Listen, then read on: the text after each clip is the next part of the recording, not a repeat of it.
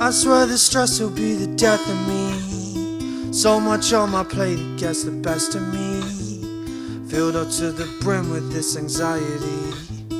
I pray that my head will clear eventually, but I don't believe, no. No, I don't believe. I don't believe, no. Grabbing my mother cause she's drunk again, hoping that she puts herself first in the end. The letter that I wrote would flow from me until all I was left with was an empty pen. My friends say I've got my shit together, but I'm just hanging by a thread, nearing the end of my tether, failing to keep a level head. My father says the world is at my feet. If only I could open up my eyes and see all the good that is inside of me. But my pessimism keeps on blinding me. I see my loved ones struggling every day. It breaks my heart and I can't bear the weight. If I could rid them of their sorrow, then I'd do it in a heartbeat, so they could live better day to day. I swear the stress will be the death of me. So much on my plate, it gets the best of me. Filled up to the brim with this anxiety. I pray that my head will clear eventually, but I don't believe, no. No, I don't believe. I don't believe, no.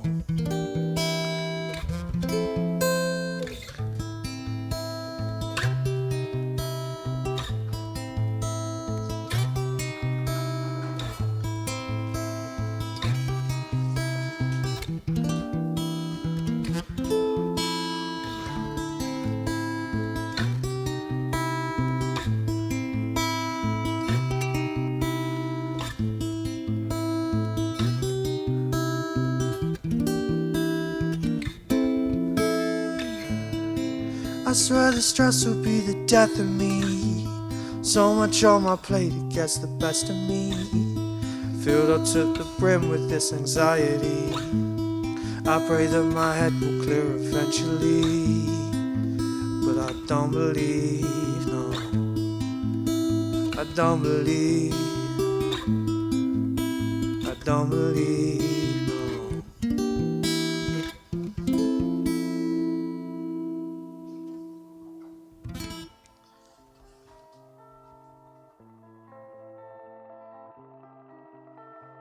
I wrote To the Brim because at the time of writing it, I wasn't necessarily going through any sort of like traumatic or life-changing events, but I was sort of a year and a half, 2 years off the back of some that had really adversely affected me. And I think that there's a big thing surrounding like supporting people when they're going through things, but then also providing a support network or having one after it's happened. And even though I had a support network due to my anxiety and depression at the time, I didn't really feel like I had any outlets. Even though I did, I was sort of like blinded by the help that I did have around me.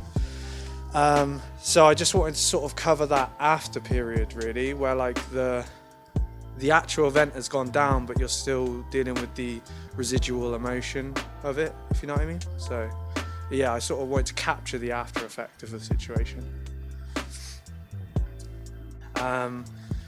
It's been shelved for like, as I said, like 2-3 years. And I think my anxiety sort of dictated that, because obviously I wrote these songs from such a personal space, and there was that little bit of fear that like the rejection would sort of be quite detrimental to me. But after releasing all the music that I have done through the label and the support that I've really received, I'm like completely confident.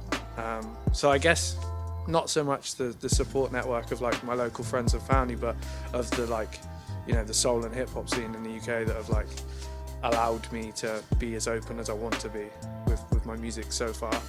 So, I think, especially with everything going on with the lockdowns and COVID at the moment, I think this has a massive relevance, because I know that there's a lot of people that are going to be feeling the way that I felt during the lockdowns when I wrote this song. And I think it's highly relevant because it's a fear of mine that, you know, people are going through the lockdown without a potential support network, or they come from a background where they aren't able to be as open with their emotions, and I hopefully, by, you know, performing the song and speaking so openly about it, will hopefully give others the confidence to talk about it with their social circles, or even strangers, if they can source some good online resources like hotlines and things like that. Yeah, I think it, and going back to the original point, I think it's mainly relevant, especially in this time, because it's totally okay to feel overwhelmed, especially when there's a global pandemic going on and everyone's lives have been put on hold.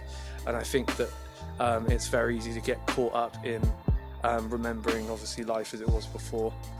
Shit's crazy overwhelming right now for everyone. Like, people can't even, like, you know, go out and do their standard day-to-day tasks. People's livelihoods have been ripped away from them, whether they're like artists, whether they're artists or creatives, or even if they just get by going to the office on a 9 to 5, you know, for that social interaction.